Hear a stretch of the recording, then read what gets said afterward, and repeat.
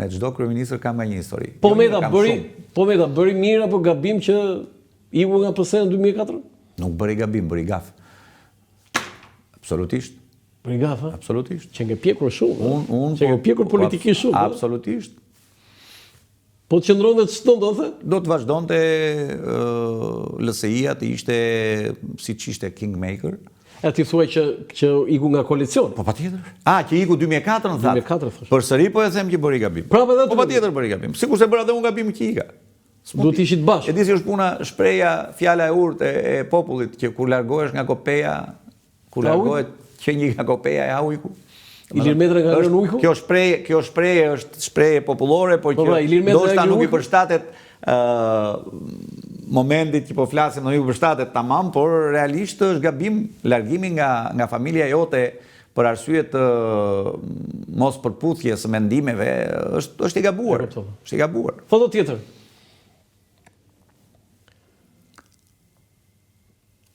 Tani këtu ka qenë me Berishën. Po me Berishën? Je mbledhje qeverie. Jam mbledhje qeverie, po. Se ju ndër një vit mos gaboj, ministër i shëndetësisë. Një vit ministër i shëndetësisë, po. Në vend të zotit Vasil. Kam pas marrëdhënie shumë korekte. Institucionale, shumë korekte. Ne gazetarët kujdes me këtë se korrekte institucionale. Institucionale. Mund ju them që ka qenë shumë korrekt. Domethënë çdo qendrim, edhe kur bëj fjalë për çështje të cilat kishim mos marrëveshje, kur uleshim gjeja gjithmonë me kuptimin e tij. Duhet ju them dhe diçka tjetër që rrallë ndodh. Unë kam votuar 2 herë kundër buxhetit kur kam qenë ministër. Që s'mund të ndodhi, apo jo? Kur ke qenë ministër ke votuar? Po, në qeveri, në këtë qeveri unë kam. Po çfarë bëri Berisha? Nuk të shkarkoi Berisha? Nuk më shkarkoi, jo. Sepse ishte kohë e shkurtër dhe ikëm vetëm brava. Por gjithsesi kam votuar kundër. Se mbaroi mandat. Kam votuar kundër sepse kam kërkuar që të investoj më shumë në shëndetësi dhe të investoj sidomos për një spital në Bulqiz, ku periudha keni shkak të minierës dhe për shkak të fatkeqësive që ndodhin në minierë, kam kërkuar që është ndërtuar ky spital sot? Jo, nuk është ndërtuar. Kam kërkuar që të ndërtojë atëherë një spital me një buxhet që do kalonte, nuk u miratua kërkesa ime. Dhe thash unë jam kundër, mbasi votuan të gjithë projekt, thash unë jam kundër dhe ju drejtova sekretarisë, thash ju lutem bani shënim votën time. Thjesht për pra nuk ndodh ndonjëherë që ministri të votojë kundër qeverisë, por unë e kam bërë 2 herë. Kam bërë edhe në rishikimin e buxhetit, edhe në buxhetin vjetor dhe në rishikimin e buxhetit. Foto tjetër? Se kjo ishte marrëdhënia me Berishën, po kur të sulmon Berisha kështu politikisht tani si ndjesh? Se këtu jemi Edi Rama. Se jam si i mërzitur këtu. E di tani, me ata të tjerë ke qeshur zoti Tavo, me këtu me Rama në krah. Normalisht do të jem më i qeshur. Më i qeshur, por duket që më i mendueshëm jam, siç duket përgjegjësia që po prisja të merrja në super ishte shumë e madhe. Dhe prandaj jam kështu i mendueshëm. Të tha Rama do bësh kryetar bashkie i këtu besoj në çfarë momenti është këtu? Po nuk ka rëndësi. Moment është besoj. Jo, nuk ka rëndësi. Të tha Rama apo e kërkove ti? Jo, unë nuk e kam kërkuar.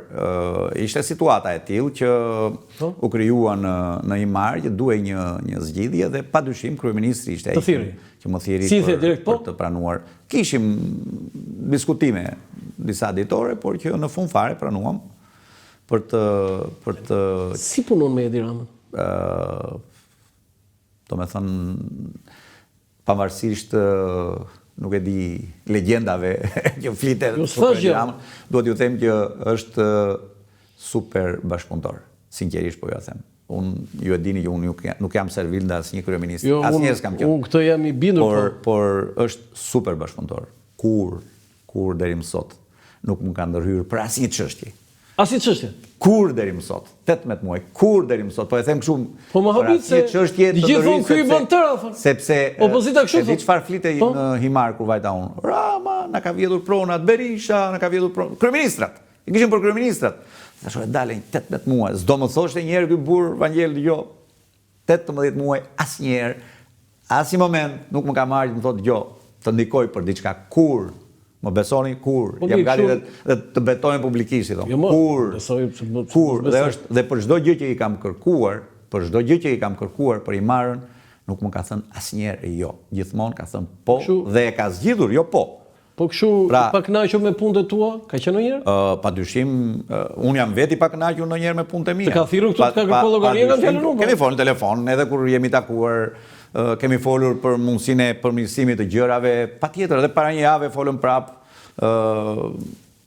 për disa çështje të vogla në pamje, por kuptohet për imarën dhe për turizmin duhet të ndonë se ti je në pushtet lokal.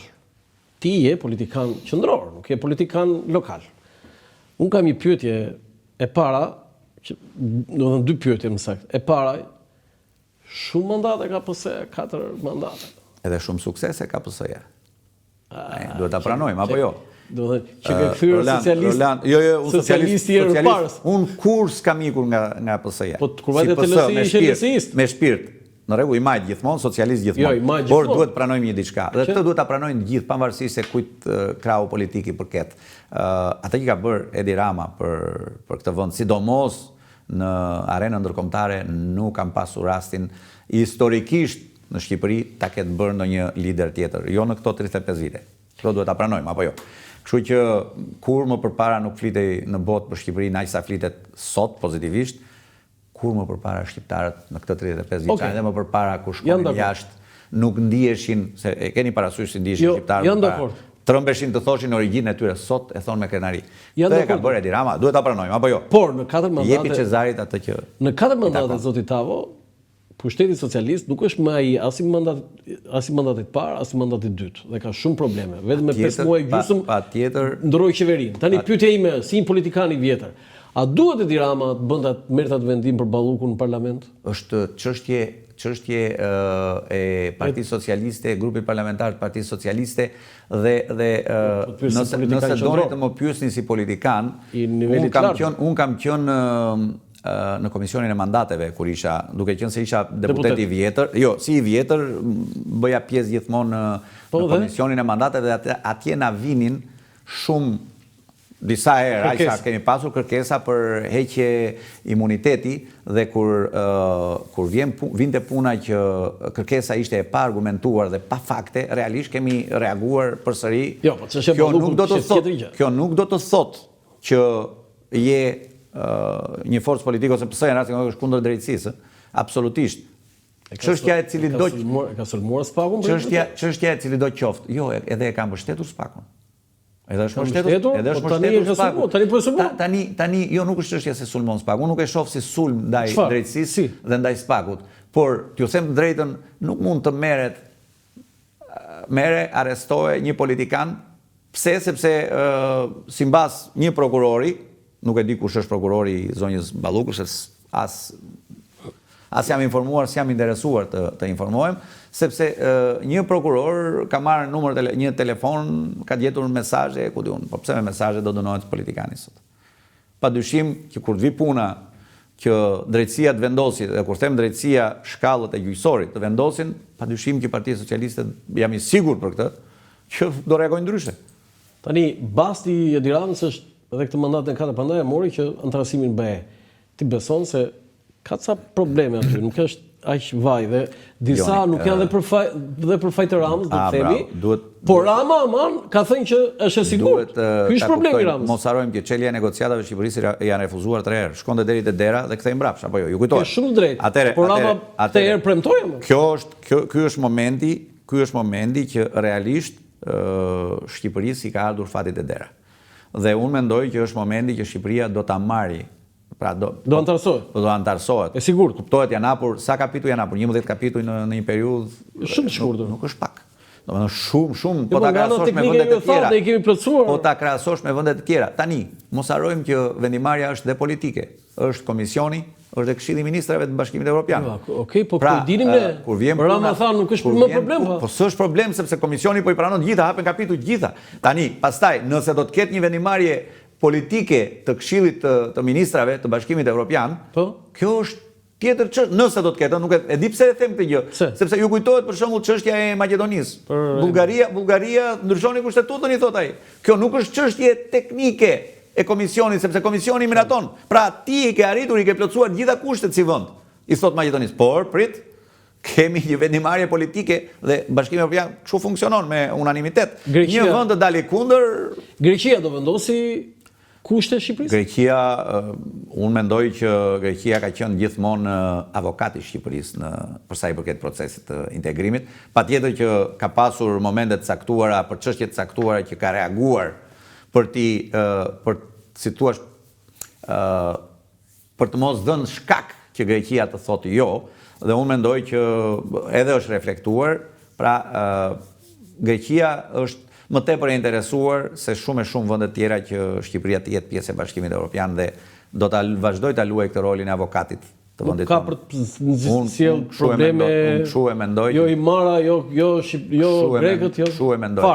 Për Greqinë është më mirë Himara, Dropulli, Shqipëria, pra të jetë pjesë e Bashkimit Evropian se sa të jetë jashtë Bashkimit Evropian. Cili është mendimi juaj për ata që ngrejnë akoma flamurin e Vorëve Pirit, zoti?